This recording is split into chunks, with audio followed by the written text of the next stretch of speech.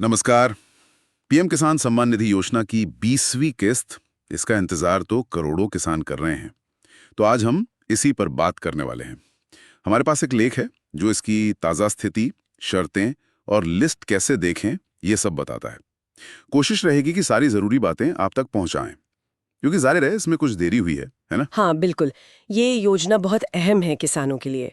सालाना 6,000 रुपए की मदद मिलती है। पिछली यानी 19वीं किस्त तो फरवरी में आ गई थी, पर अब 20वीं का इंतजार थोड़ा लंबा हो गया है। हाँ, वही। पहले तो लग रहा था या सुनने में आ रहा था कि जून के आखिर तक आ जाएगी, पर अब जुलाई शुरू हो गया।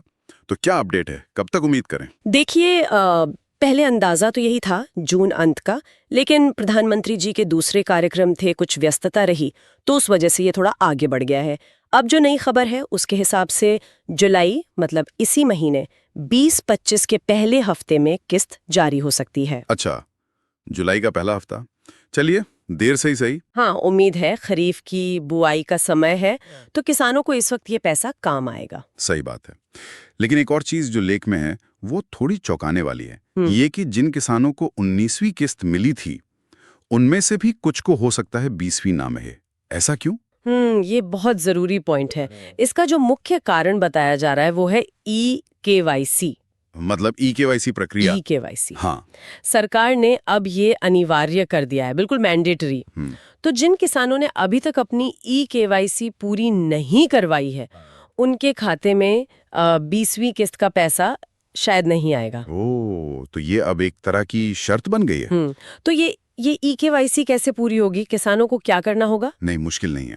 इसके तरीके हैं। एक तो वो अपने पास के सीएससी सेंटर, जो कॉमन सर्विस सेंटर होते हैं ना, जनसेवा केंद्र। हाँ, सीएससी, हाँ, वहाँ जाके करवा सकते हैं, या फिर अपने बैंक के जरिए भी ऑनलाइन ई-केवाईसी हो जाती है। अच्छा। और साथ ही ये भी जरूरी है कि आधार कार्ड मोबाइल नंबर से जुड़ा हुआ हो, लिंक हो। अच्छा, आधार मोबाइल लिंकिंग भी। जी हाँ, ताकि योजना से जुड़े जो भी अपडेट्स हैं, मैसेज है, वो उन तक पहुंचते रहें। हाँ। ये सब एक तरह से पारदर्शिता बढ़ाने और ये पक्का करने के लिए है कि पैसा सही व्यक्ति तक ही जाए, जो डीबीटी का मकसद है। समझ गया। मतलब ई-केवाईसी और आधार मोबाइल लिंक, ये दोनों अब बहुत जरूरी हैं। जी है। ठीक है। अब मान लीजिए किसी किसान को चेक करना है कि भाई मेरा नाम लिस्ट में है या नहीं, मुझे 20वीं किस्त मिलेगी या नहीं, तो वो कैसे पता करें? हाँ, इसका तरीका भी बताया गया है। 2 आसान तरीके हैं। पहला तो है पीएम किसान की जो ऑफिशियल वेबसाइट है, pmkisan.gov.in। pmkisan.gov.in। ठीक है। उस पे जाएं, वहां होम पेज पर ही फार्मर्स कॉर्नर दिखेगा।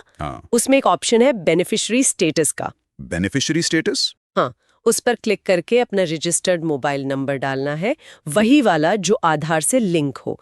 फिर एक कैप्चा कोड आएगा स्क्रीन पर, वो डालना है और गेट डेटा पर क्लिक करना है। बस स्क्रीन पर आपका स्टेटस दिख जाएगा, पता चल जाएगा कि किस्त आएगी या कोई दिक्कत है। ओके, ये तो वहाँ स्टेटस चेक करने का तरीका। और दूसरा तरीका? दूसरा तरीका लिस्ट देखने का है। उसी फार्मर्स कॉर्नर में बेनिफिशियरी लिस्ट का ऑप्शन भी है। अच्छा, पूरी लिस्ट ही देख सकते हैं? हाँ जी, उसमें अपना राज्य, फिर जिला, तहसील या ब्लॉक और फिर गांव चुनना है। ये सब सिलेक्ट करके गेट रिपोर्ट पर क्लिक करेंगे तो उस गांव के सभी लाभार्थियों की लिस्ट आ जाएगी। उसमें अपना नाम ढूंढ सकते हैं। बहुत बढ़िया। मतलब दोनों तरीके हैं, या तो अपना स्टेटस सीधे चेक कर लें या फिर पूरी लिस्ट में नाम देख लें। तो मुद्दे की बात ये हुई कि 20वीं किस्त जुलाई के पहले हफ्ते में आ सकती है। पैसा पाने के लिए ई-केवाईसी एकदम जरूरी है और लिस्ट या स्टेटस वेबसाइट पर चेक किया जा सकता है। बिल्कुल सही। ये मुख्य बातें हैं जिनका किसानों को अभी ध्यान रखना है।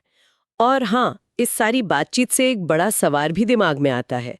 जिस तरह से हम डिजिटल प्रक्रियाओं पर निर्भर होते जा रहे हैं, जैसे ये ई-केवाईसी है, आधार लिंकिंग है सरकारी योजनाओं के लिए, तो इसका हमारे ग्रामीण भारत में, जहां शायद डिजिटल पहुंच या साक्षरता भी उतनी नहीं है, वहां इसका लंबे समय में क्या असर होगा? क्या ये प्रक्रियाएं सबके लिए उतनी ही आसान है, या ऐसा तो नहीं कि कुछ किसान जानकारी के अभाव में या तकनीकी दिक्कतों की वजह से इन लाभों से अनजाने में ही वंचित रह जाएं? ये एक सोचने वाली बात जरूर है।